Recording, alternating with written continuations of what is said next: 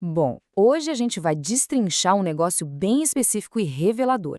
Vamos analisar de forma totalmente imparcial aquela campanha digital de recrutamento militar ucraniano focada nos brasileiros. O que é fascinante aqui é ver como a guerra moderna, com toda a sua brutalidade, acaba sendo empacotada num ambiente digital. Certo? Vamos mergulhar nessa análise. A ideia é entender as engrenagens dessa comunicação oficial e bater isso com os dados reais documentados. Como será que uma promessa feita ali, na tela do computador, se traduz de verdade lá no campo de batalha? E logo de cara, a gente já esbarra num obstáculo bem literal. Essa é exatamente a mensagem de erro que costuma aparecer quando se tenta acessar os servidores do Ministério da Defesa ucraniano. Acesso bloqueado. Sabe, de certa forma, isso é uma metáfora perfeita para o nosso tema de hoje. Tem uma barreira digital, uma verdadeira névoa da guerra online, separando o mundo civil da realidade militar crua.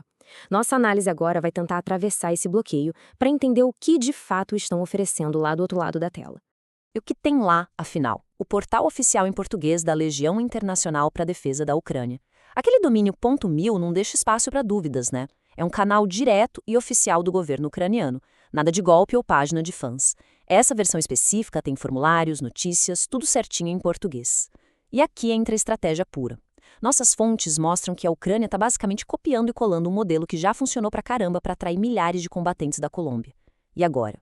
Bom, agora a mira está na atração de brasileiros com experiência militar. Mas o que realmente chama a atenção de quem entra nesse portal? O dinheiro, o incentivo financeiro. O site promete um salário de combate que pode bater os $4.800 por mês.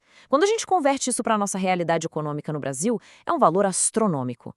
Funciona como uma vitrine brilhante aos olhos de ex-militares. E não para por aí. Tem promessa de salário base na retaguarda, bônus adicionais por missões perigosas, tudo montado para parecer um plano de carreira super lucrativo. Agora, e se o pior acontecer?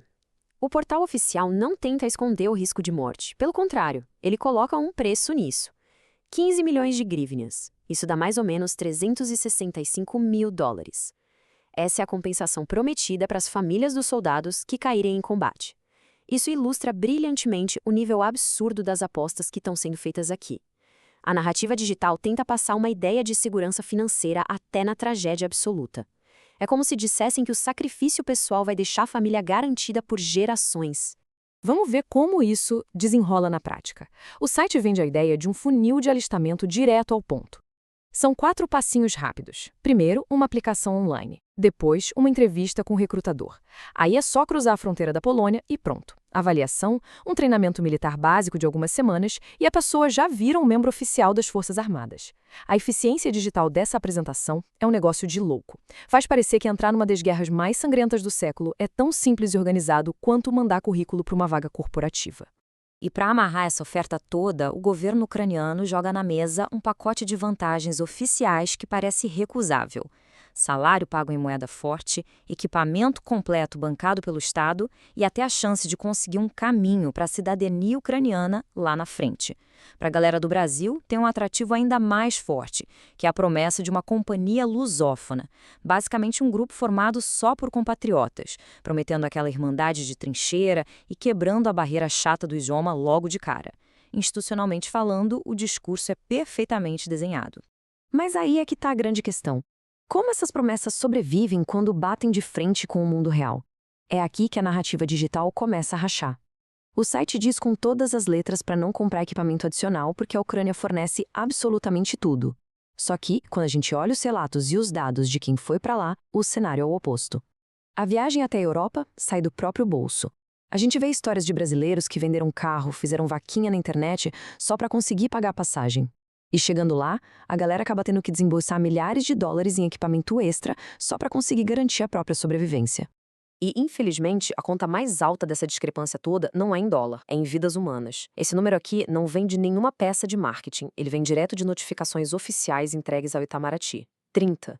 30 mortes de brasileiros oficialmente confirmadas nesse conflito desde 2022. É um choque de realidade gigantesco, que quebra totalmente aquele tom otimista e estruturado da propaganda digital. A guerra não é um simulador ou uma planilha de salários em dólares. A letalidade é real, é definitiva e o número só sobe a cada mês. E tem mais. Esse número de baixas confirmadas conta só metade da história. O Itamaraty soma a isso um dado que é ainda mais angustiante. 64. Esse é o número de brasileiros classificados hoje como desaparecidos em combate.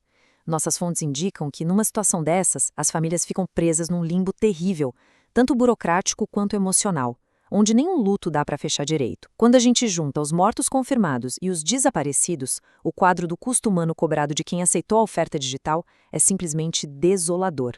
A distância entre o site bonitinho e a lama da trincheira fica escancarada nas condições táticas. Os relatos mostram que, não importa muito a especialidade militar que a pessoa tinha antes, o destino dos estrangeiros é quase sempre o mesmo: infantaria leve, bem na linha de frente. E lá, a realidade é cruel. São dias sem dormir, um frio de rachar, falta de suprimentos e um desgaste psicológico absurdo da guerra de trincheiras moderna. O tempo todo debaixo de artilharia pesada e ataques implacáveis de drones. E tentar pegar uma função mais técnica, tipo logística ou aviação, a barreira do idioma ucraniano bloqueia isso bem rápido. Para essas estatísticas fazerem sentido, a gente precisa olhar para os nomes documentados na pesquisa. Em 30 de junho, Douglas Búrigo, de 40 anos, e Thalita do Vale, de 39, perderam a vida. Eles estavam no mesmo pelotão da Legião Internacional, lá em Kharkiv.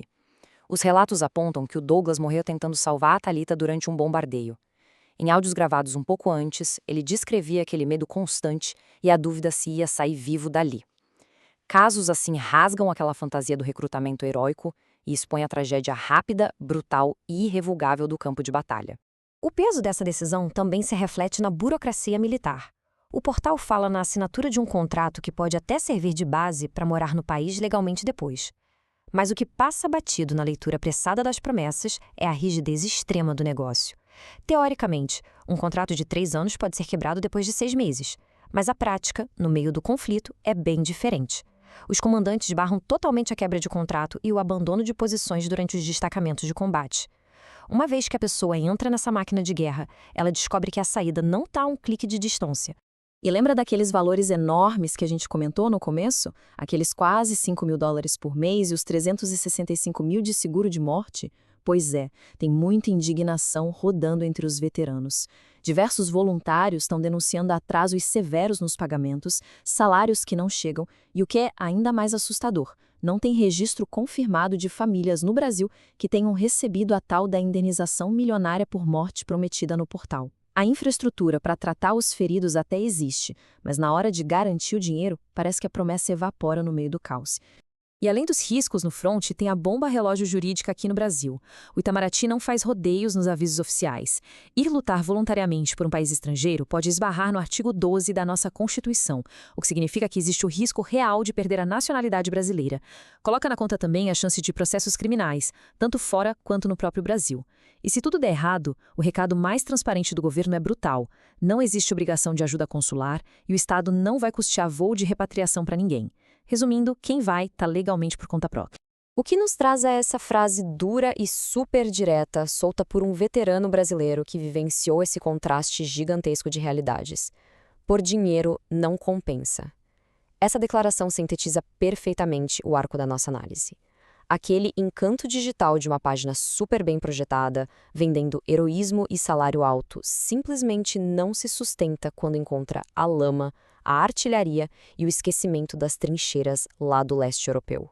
A percepção do risco muda da água para o vinho quando os tiros começam a passar perto de verdade. E assim, a gente chega à reflexão central dessa nossa explicação documental. Analisamos como a vitrine do recrutamento institucional funciona e atrai as pessoas, e logo na sequência esbarramos nos fatos sombrios, nos salários atrasados, nas armadilhas jurídicas e nas dezenas de mortes e desaparecimentos. A discrepância é imensa. Diante de todas essas evidências, a gente termina com essa reflexão. Será que alguma promessa digital, por mais lucrativa ou bem embalada que seja, consegue um dia compensar as realidades brutais e permanentes da linha de frente?